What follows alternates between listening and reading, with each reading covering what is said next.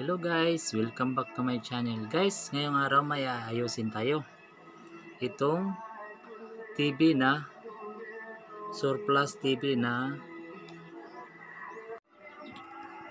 ito guys, ito ayusin natin to. Itong surplus TV na Samsung. Ang problema nito guys ay nagpo-protect siya. Subukan natin guys, isaksak. Yan. Yan siya guys. Nagpa-power siya. Subukan natin i-switch on.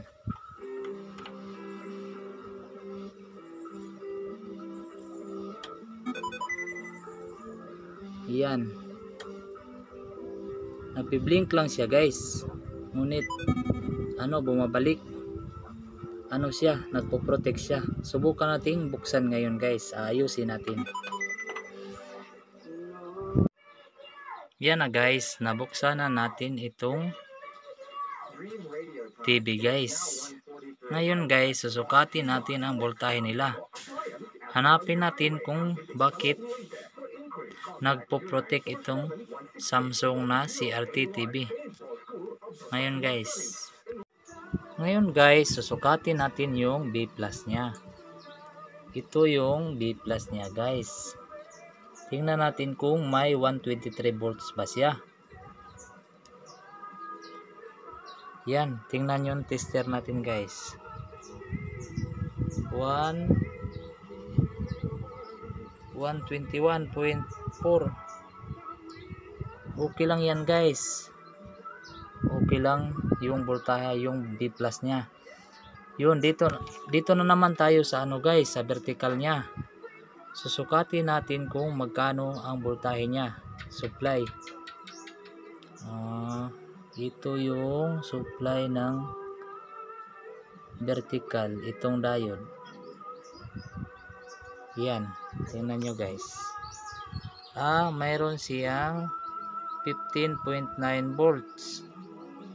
Okay din. Alin kaya dito yung problema? Dito supply sa horizontal.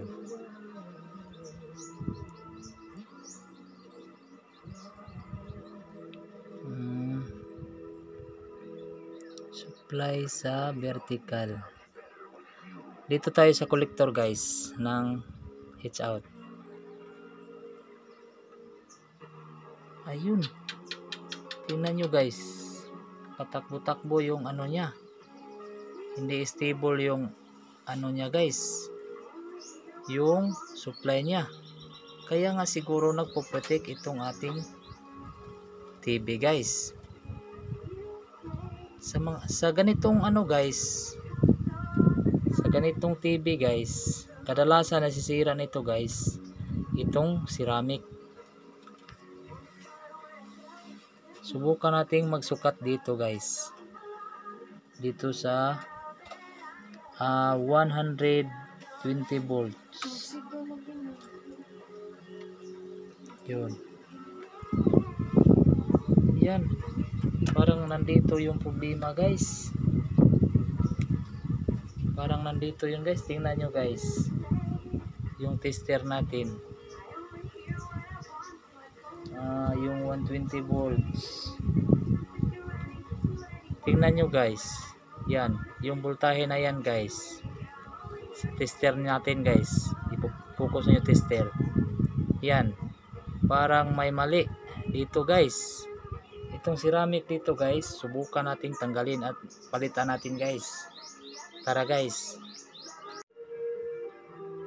Yan guys, tingnan nyo guys. Ito yung sinusukat natin na voltahe na magalaw guys. Itong dalawang ceramic, tingnan nyo guys, itong dalawa. Yan, isa, dalawa. At tingnan yung isa guys, medyo yung kulay niya, medyo tingnan nyo guys, medyo nagkukulay brown siya. Itong 151 2kb.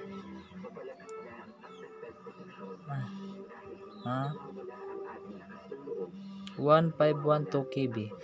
Subukan natin palitan yan guys, kung maging okay itong TV natin. Baka yan lang ang problema, baka nagli-leak na yan. Kaya nga nagpo-protect itong TV natin. Kasi itong Samsung kasi guys, itong modelo guys, ito sakit daw ito ng Samsung guys, base sa research ko guys. Kapag magli-leak daw yan, yung ceramic, nagpo-protect itong TV natin. Maghanap muna tayo ng pampalit guys.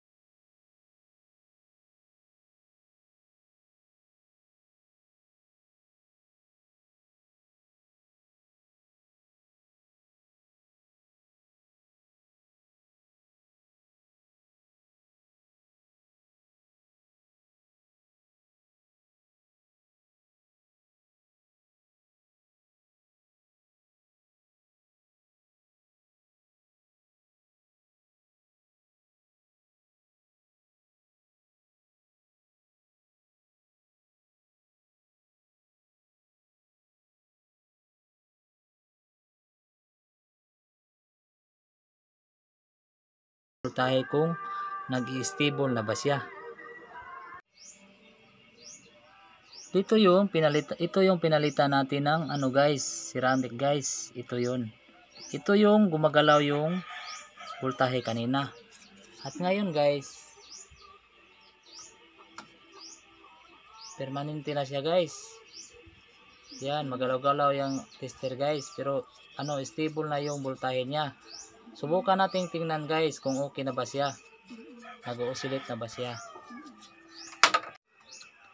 Yan guys, okay na pala siya guys, gumagana na pala siya guys. Yan, yun lang pala yung sira ng TV guys, yung ceramic lang pala guys. Hanggang dito lang muna tayo guys. Maraming salamat sa pagsuporta niyo sa ating mga video guys, sa walang sawang suporta. Maraming salamat at God bless sa inyo lahat.